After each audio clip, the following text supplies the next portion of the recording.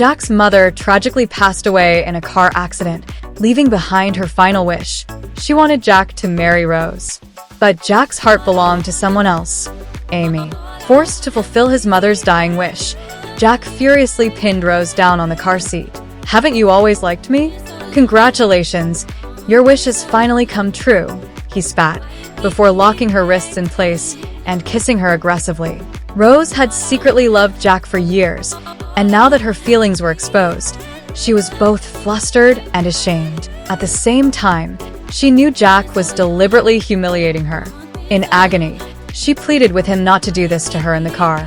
But Jack coldly taunted, "You're not even worthy of my bed." Thankfully, his assistant interrupted them just in time. Jack shoved Rose out of the car and sped off. Rose's father had high hopes for her. He urged her to make Jack fall in love with her as soon as possible. Only then would Jack be willing to save their family's business from impending bankruptcy. One night, Rose stepped into Jack's bathroom and sat by the bathtub. She lowered her head and kissed him, only for him to avoid her without hesitation. Touching his neck, she pleaded, "I need your love." Jack sneered coldly, "I could never love you." Yet, instead of pushing her away, he yanked her into the tub, pinning her against the icy wall as he kissed her with force. Afterward, Jack fed her a contraceptive pill and said coldly, "You don't deserve to bear my child." Rose's family called again, pressuring her to persuade Jack into investing in their company. But Rose knew bitterly that Jack didn't love her. How could he possibly help her? Still, she couldn't stand by and watch her family fall into ruin. So she deliberately put on Jack's shirt, unbuttoning a few buttons. Though Jack didn't love her, he had always been physically attracted to her. She hoped that if she pleased him in bed, he might agree to help her. Jack's expression darkened when he saw her outfit. "How dare you wear my clothes?" Rose quickly lied, saying her clothes had gotten dirty. But Jack had already seen through her pathetic excuse. He backed her into a corner step by step. "Aren't you trying to seduce me? Why are you backing away?" Her eyes turned red, glistening with unshed tears. Whenever her true thoughts were exposed, she always became flustered like this. Jack loved seeing her in this vulnerable state. It amused him. "Take it off," he ordered. With no choice, Rose obeyed, but tears rolled down her cheeks. "Do you hate me that much?" she whispered. Jack responded indifferently, "Unless you do something for me." Jack sent Rose to entertain his clients. The two men were complete scoundrels. When they learned that Jack had willingly handed over his wife, their desires ran wild. They even drugged her drink, planning to take advantage of her. Just as they were about to make their move, Jack suddenly kicked open the door and dragged Rose away. Her breath was erratic from the drugs. Jack tilted her chin and scoffed, "You look so disgusting like this." But the moment Rose wrapped her arms around him, he lost control and kissed her fiercely. That night, they fell into a chaotic entanglement. At a business gathering, Rose begged Jack to lend her $50 million to save her father's company. Jack remained silent, while the wealthy heirs around them laughed mockingly. "If you strip in front of us, we'll pay you $50,000 per piece." Even though Rose knew they were humiliating her, she had no choice. For her father's sake, she gritted her teeth and agreed. Jack's jaw tightened. Rose took off her coat, and the men burst into laughter. Her face burned with shame, but she just wanted to get it over with. Just as she was about to remove her dress, Jack suddenly stood up, enraged. He threw a bank card at her. "You're absolutely filthy." With that, he stormed out. But Rose held onto the card, feeling nothing but relief, because her father's company was finally saved. On her way home, she was suddenly dragged into a car. It was Jack. His anger hadn't subsided. $50,000 per piece of clothing? I gave you $50 million, yet you haven't taken everything off for me yet, he mocked. Rose remained silent, knowing he was humiliating her again. Jack gripped her chin. "Why? You can undress for others, but not for me." Before she could answer, his phone rang. It was Amy, inviting him to her birthday party. Amy, with ill intentions, invited Rose as well. In front of everyone, she humiliated Rose and even demanded that Jack give her Rose's wedding ring as a birthday gift. Jack refused. "I can give you something else," he said. Amy tried to snatch the ring forcefully, but in the struggle, both women fell into the pool.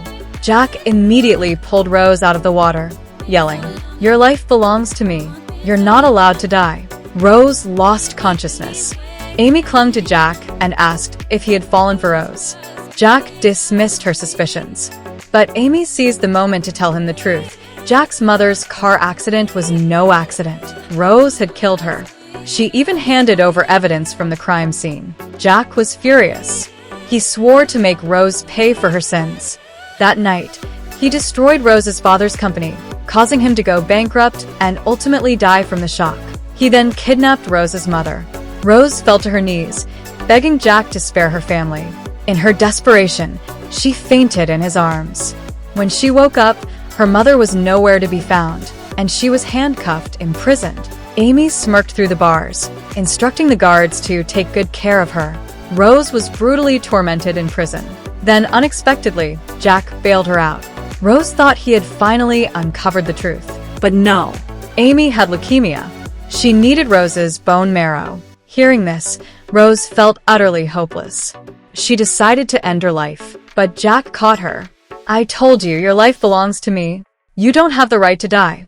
In the end, the bone marrow transplant was called off. But Amy was furious. That night, she attempted to murder Rose in her sleep. When Rose asked why she hated her so much, Amy revealed the truth. It was she who had killed Jack's mother. "Anyone who stands between me and Jack deserves to die." Rose fought desperately, stalling until Jack arrived. But Amy played the victim again. Rose merely chuckled. Watching Jack being manipulated like a fool, she suddenly found him ridiculous. But she didn't expose Amy. Instead, she decided to leave him. Then the doctor told Rose she was pregnant.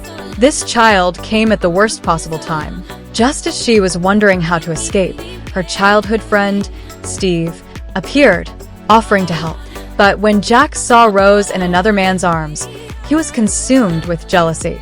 He yanked her back and kissed her forcefully in front of Steve. "Do you want to keep watching our kissing?" he sneered. Furious, Steve stormed off. Rose was shackled by Jack as punishment for secretly meeting another man. In protest, she went on a hunger strike. Furious, Jack stormed into her hospital room, grabbed her chin, and force-fed her milk. She shattered the glass, pressing a shard against her neck, threatening to end her life unless Jack agreed to two requests. First, she asked for a hug. Jack hesitated but complied. Silently, Rose whispered to the child in her womb, "This is your father." Second, she asked Jack to pretend to be a loving husband for just one day. Jack agreed. That day, Rose had Jack take her on a motorcycle ride, arranged for them to retake their wedding photos, and set off sky lanterns together. Jack silently made a wish. He hoped things could go back to how they once were. But his wish never came true. Rose took her own life. Following her last request, her body was cremated immediately, leaving Jack no chance to see her one last time. When Jack heard the news, he flew into a rage. "Impossible," he roared, rushing to the hospital in search of Rose. But all he found was Steve scattering her ashes into the wind. Jack refused to believe she was gone. He begged Steve to give his wife back. Yet, as the final handful of ashes drifted into the valley, Jack realized that Rose had truly left him forever. From that day on, he drowned himself in alcohol, mistaking Amy for Rose in his drunken stupor, asking her over and over, "Why did you leave me?" Amy seized the opportunity, trying to finally have him. But just as things were about to go too far, Jack suddenly snapped back to reality. He shoved Amy away. Only then did he realize he had long fallen in love with Rose. 5 years later, Jack's motorcycle was accidentally hit by a car. In the dim night, he caught sight of the woman who hit him. "You look just like my wife," he murmured. The woman, who bore an uncanny resemblance to Rose, thought he was just hitting on her. She handed him some money for medical expenses and turned to leave. Jack, however, blocked her path. "This won't be enough." With that, he grabbed her and pulled her onto his motorcycle. "If you don't want to die, hold on tight," he warned before speeding off. He threw her onto his bed and demanded, "Why did you fake your death?" Before she could respond, Amy suddenly barged in. Jack had no choice but to shove the woman into the bathroom. "Your wife's outside, your mistress is inside. Are you planning to have both?" she mocked. Jack smirked. "My wife and my mistress have always been the same person, you."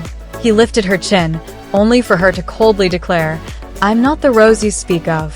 She then revealed that she had already married Steve and had a lovely daughter with him.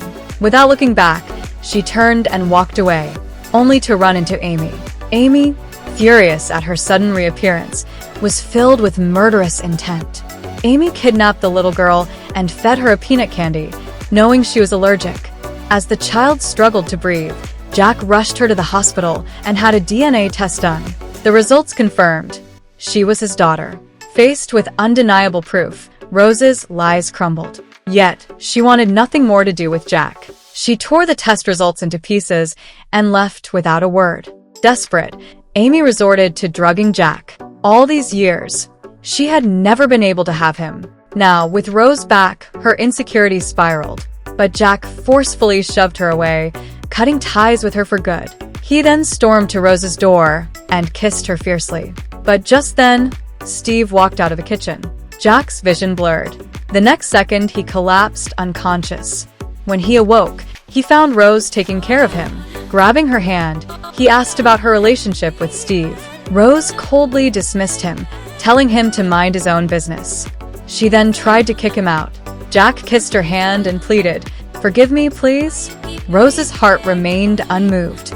"Your love comes far too late." The next day, Jack took Rose to see her mother. To her shock, her mother was still alive. Years ago, instead of harming her, Jack had been taking care of her in secret. For the first time, Rose's feelings toward Jack wavered. Jack then took out a ring and asked, "Can we start over?" But Rose threw it into the water, her voice cold. "If you can find it, I might consider it." She thought this would make him give up. But to her surprise, Jack really did retrieve the ring.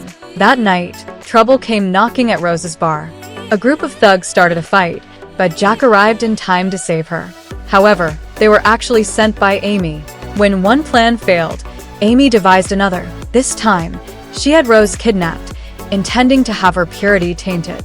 Jack rushed to the scene, but the sheer number of attackers overwhelmed him. Seizing the moment, Amy attempted to kill Rose. But Jack shielded her, taking the blow himself. He collapsed. Just as all seemed lost, Steve arrived with backup, rescuing them both. Jack captured Amy and her accomplices. Under interrogation, one of them finally revealed the truth. Years ago, it wasn't Rose who caused Jack's mother's death. It was Amy. Furious, Jack personally sent Amy to prison. Realizing how foolish he had been, Jack drank himself into oblivion. That night, he collapsed at Rose's doorstep, clutching her legs as he sobbed, begging for her forgiveness. Rose had no choice but to take him in. Jack gripped her tightly. "Don't kick me out," he murmured. With a sigh, Rose reluctantly allowed him to stay on the couch. But Jack, unwilling to leave, drenched himself in the bathroom just to have an excuse to stay longer. Rose scolded him for being childish, yet deep down, she couldn't help but feel a twinge of pity. Meanwhile, one of Amy's men managed to escape. That night, he drove straight toward Rose at full speed. Just as the car was about to hit her, Jack pushed her out of the way. Rose survived, but Jack lay motionless, covered in blood. Do you think Rose will finally forgive Jack? Leave your answer in the comments.